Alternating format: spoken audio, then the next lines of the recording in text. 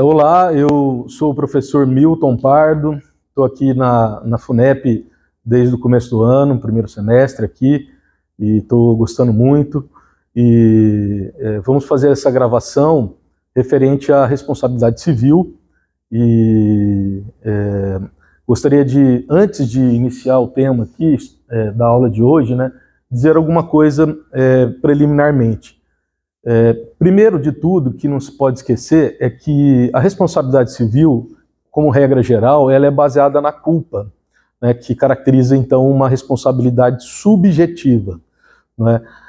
Entretanto, o novo Código Civil, acolhendo aí boa parte da doutrina e jurisprudência de tempos atrás, acolheu a responsabilidade objetiva também, que, ao contrário da subjetiva, ela é baseada numa atitude de risco, numa atividade de risco, ou quando a própria lei determinar que a responsabilidade será objetiva. Então, responsabilidade subjetiva, que é a regra geral, baseada na culpa. Responsabilidade objetiva independe de culpa. A culpa é irrelevante. Voltando um pouquinho, quando eu falo de culpa, eu estou falando daquele famoso tripé, negligência, imprudência e imperícia, que são atitudes que vão caracterizar a responsabilidade subjetiva. Bom, mas hoje a aula aqui ela é sobre responsabilidades civis específicas.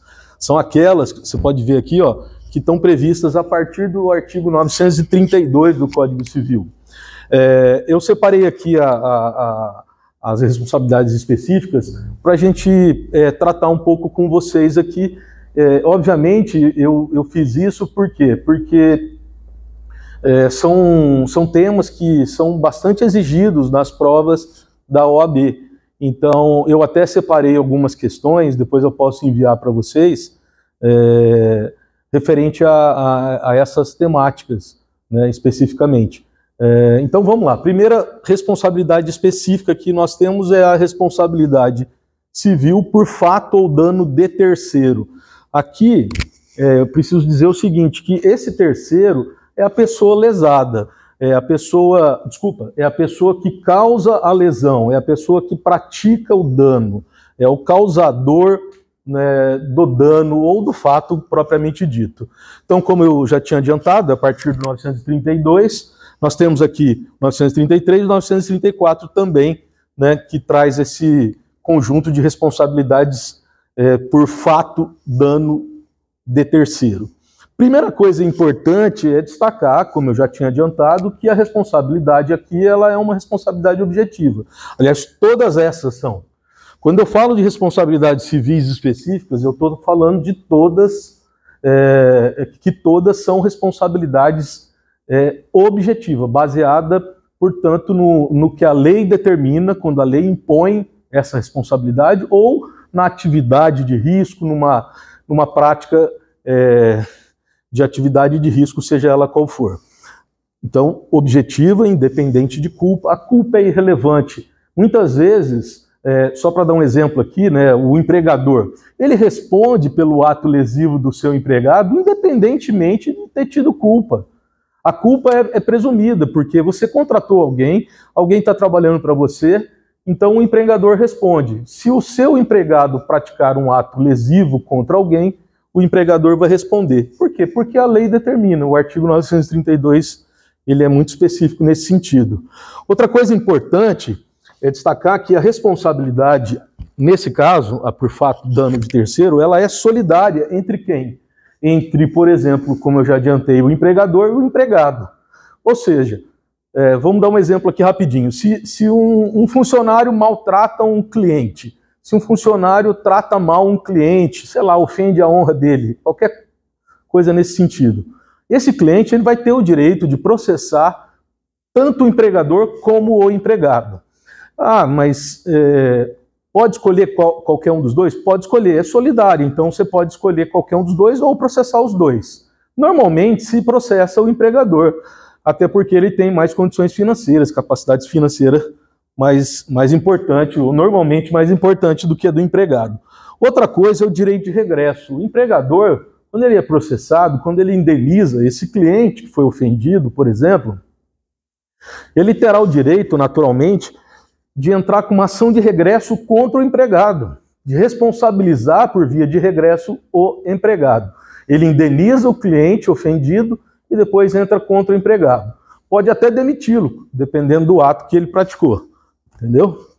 Ocorre que nem sempre o empregado vai ter condição financeira de suportar essa ação de regresso, enfim, bancar essa ação de regresso.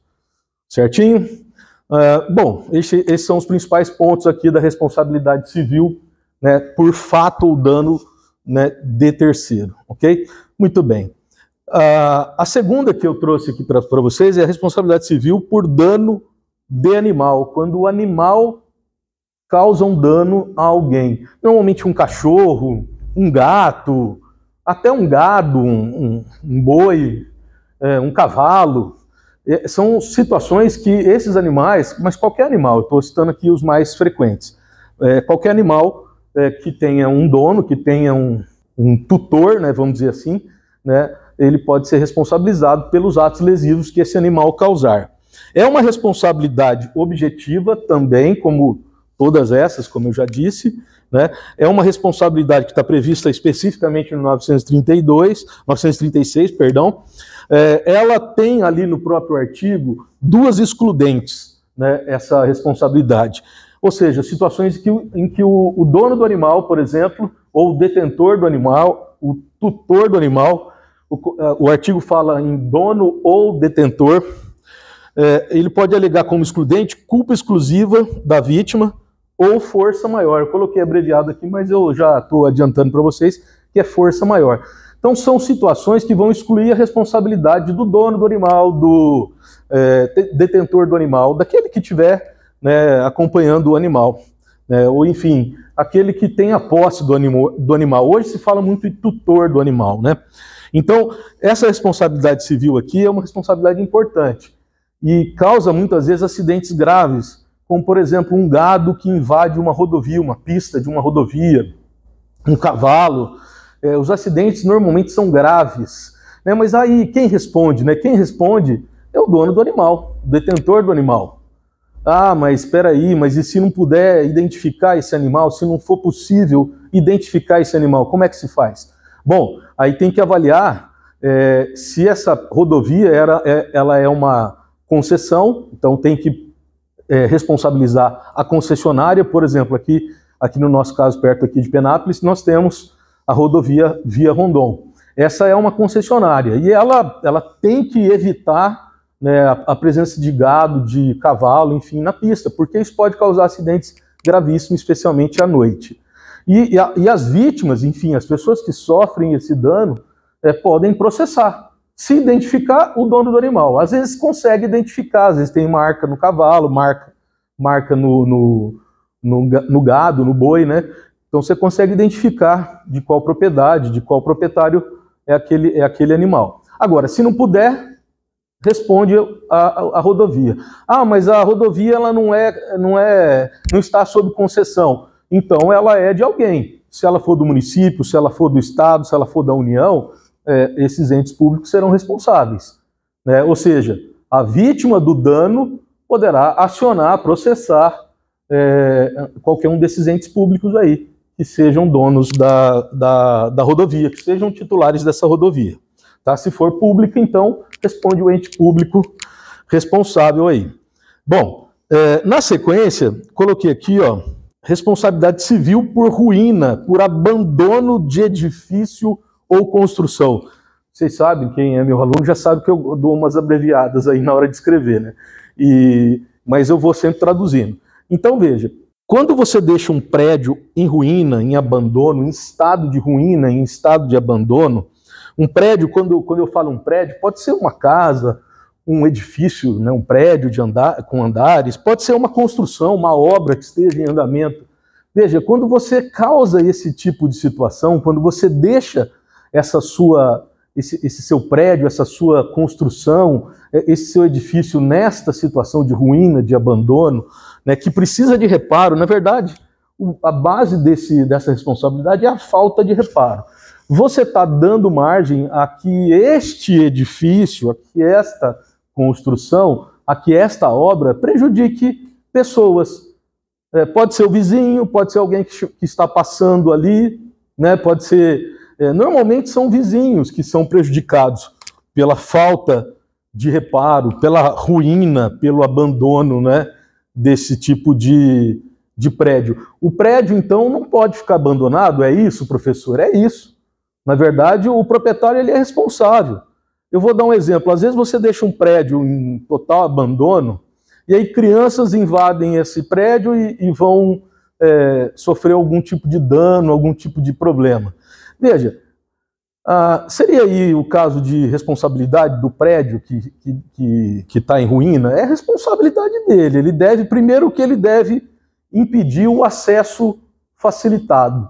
Não pode ter acesso facilitado, tem que haver um fechamento, enfim, não pode ter equipamentos, enfim, a ruína em si não pode estar lá à mercê de um desmoronamento, por exemplo, de cair uma parte da construção, enfim, esses acidentes acabam responsabilizando o próprio proprietário desse prédio, dessa construção, dessa obra. Então, é melhor você se precaver, né, para evitar isso aí. E lembrando que essa responsabilidade também é objetiva, como todas as anteriores, todas essas, aliás. Então, assim, é preciso que o proprietário de edifício, de construção, faça um reparo regularmente. Não deixe ali, né, ao bel prazer da sorte, né, podendo prejudicar pessoas aí que estão ali envolvidas e são vizinhos ou estão passando por ali e tal. Realmente um problema isso. Tá? Então, prédios em ruína, né, prédio que esteja em um estado de ruína, ele é um foco de possíveis problemas, de possíveis danos que o proprietário, que o dono, né, terá que responder. Tá? Número 4, né, é uma responsabilidade civil também, objetiva, como eu já tinha adiantado, venho adiantando, venho frisando para vocês, independe de culpa, a culpa é irrelevante. No caso aqui, do habitante ou de habitante, por coisa ou objeto lançado ou caído, né, em determinado lugar, ou em determinada pessoa, ou em determinado bem de outra pessoa. Né? Um exemplo típico aí é objetos que caem, que acabam caindo de prédio de apartamentos. É muito comum, né? Eu costumo dar o exemplo da senhorinha que tem lá no seu prédio um vaso e ela coloca na beira da janela ali. Se essa situação causar um prejuízo, um dano para alguém que estiver lá embaixo, imagina, por algum descuido de alguém acaba caindo o vaso lá na cabeça de alguém que está lá embaixo, ou cai em cima do capô do carro de alguém que está lá embaixo, enfim, atinge alguém de alguma forma. Óbvio que esse habitante será responsável. Gozado, né, é a palavra habitante, porque abrange até o inquilino, o locatário, né? Ela não é somente o proprietário. Mas e se tiver locatário? Responde, né, o locatário e solidariamente o proprietário. Né? A responsabilidade aí acaba sendo uma responsabilidade solidária. Então, veja, quando eu falo da responsabilidade civil por objeto ou coisa lançada ou caída, a gente usa também uma palavra, né, a doutrina usa defenestrada, né, uma coisa, um objeto defenestrado, enfim, responde o dono desse objeto, ou seja, o habitante, né, onde esse objeto estava. Lembrando que, né, no caso do exemplo, eu falei que isso se houver possibilidade de individualizar, quer dizer, de identificar o apartamento da onde caiu. Porque você imagina um prédio, sei lá, de 20 andares, cai um vaso. Você não sabe onde vai cair esse vaso, da onde caiu exatamente esse vaso.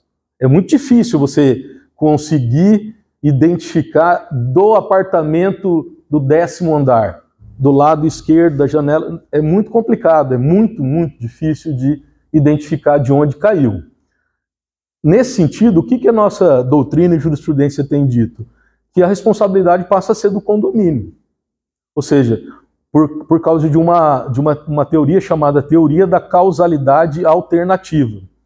Então, assim, se você não consegue responsabilizar o dono, enfim, o habitante, né, a pessoa, de onde caiu o vaso, de onde caiu o objeto, você vai responsabilizar o condomínio como um todo. O condomínio como um todo, você sabe, o condomínio ele não é exatamente uma entidade personalizada, mas ele é um ente que tem capacidade financeira.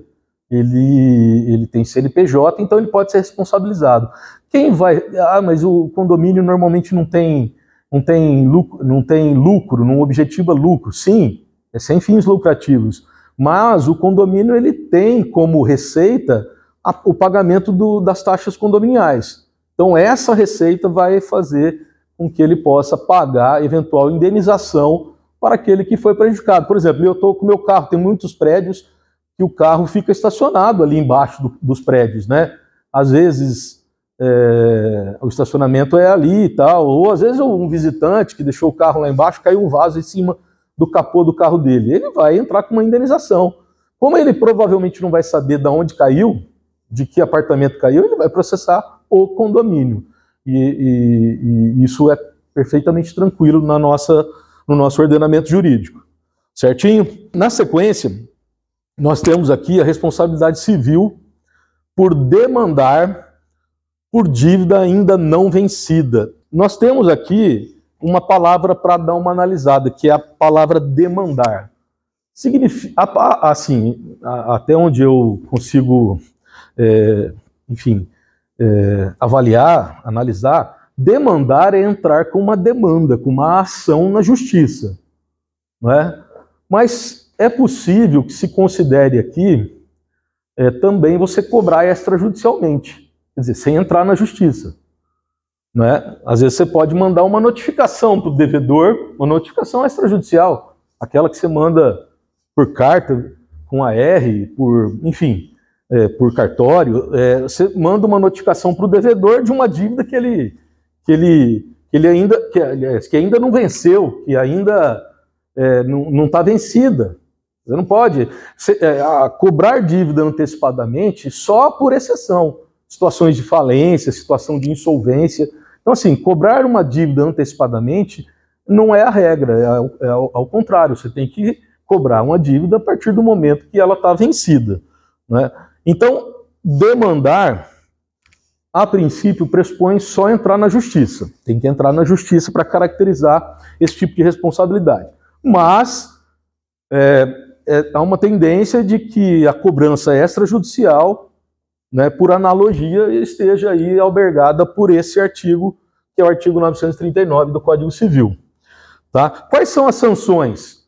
Qual é a responsabilidade que tem aquele que cobra, que entra com uma ação da justiça cobrando por uma dívida ainda não vencida? São essas aqui ó, que eu coloquei. Ó. Primeira coisa, esperar vencer a dívida. Esperar vencer a dívida. Segundo, descontar juros, se houver cobrança de juros, claro. Terceiro, pagar custas em dobro. Por que custas em dobro? Porque o devedor ele vai ser acionado na justiça, ele vai ter que pagar custas, ele vai ter despesa, muitas vezes vai ter que contratar advogado e tal. Enfim, aqui fala-se de pagar custas em dobro também. São sanções. Agora, veja, eu entendo que além dessas sanções, nada impede que o lesado, quer dizer, aquele que foi cobrado por uma dívida que ainda não venceu, ele não tinha que pagar, né? Ele vai poder pleitear outros prejuízos, desde que provados ele pode cobrar outros prejuízos. Por exemplo, eventuais lucros cessantes, quer dizer, se ele deixar de lucrar alguma coisa com esse tipo de demanda, porque, veja, uma demanda, ela pode impedir que aquele devedor, que ainda não está inadimplente, ele deve, mas ainda não está inadimplente, pode acarretar a ele uma perda de um contrato, uma perda de uma venda, enfim. Então, tem lucros cessantes aí, sim. Lucros cessantes são aqueles lucros que a pessoa deixou de ter, deixou de receber, de auferir, certo? Muito bem, número 6, aí nós temos uma responsabilidade civil por demandar por dívida já paga ou por demandar ou pedir mais do que é devido. Aqui é um pouco diferente, né? Aqui, demandar por dívida ainda não vencida, né? Está para vencer. A dívida existe, mas ela não está vencida. Aqui, a responsabilidade civil por demandar por dívida já paga. Quer dizer, a dívida ainda existe mais. Você está cobrando uma pessoa por uma dívida que ela já pagou. Isso acontece. Bom, então, quando eu falo aqui responsabilidade civil por demandar dívida já paga, é pior do que cobrar uma dívida antecipadamente, né? Do que demandar por uma dívida que ainda não venceu. Porque aqui a dívida ela já não existe mais, ela está quitada, né? Então, consequentemente, aqui é muito pior do que a situação anterior. Ou ainda pedir mais do que é devido. Por exemplo, o cara te deve 10 e você cobra 13. E é a mesma coisa, quando eu falo demandar, é aquela questão, será que é só na justiça? Cobrar na justiça? Ou será que é cobrar extrajudicialmente também? Eu tenho, né, a impressão que, né, a doutrina e a jurisprudência vão albergar também a cobrança extrajudicial. Tá? Sanções que estão previstas no artigo 940 aqui a respeito dessa cobrança, né, dessa demanda por dívida já paga ou pedir ou cobrar mais do que é devido. Primeira coisa, pagar o dobro do que você está cobrando indevidamente, porque já está pago. E a outra sanção é pagar o equivalente daquilo que você cobrou a mais. Então essas são as duas sanções aí previstas no artigo 940. Entretanto, como eu salientei na situação anterior, se houver outros prejuízos, nada impede que o lesado, né, desde que comprove, né, processe o causador do dano, ou seja, aquele demandante aí, tanto na situação anterior quanto nessa. Tá? Comprovado o dano, né, surge, portanto, a obrigação de indenizar.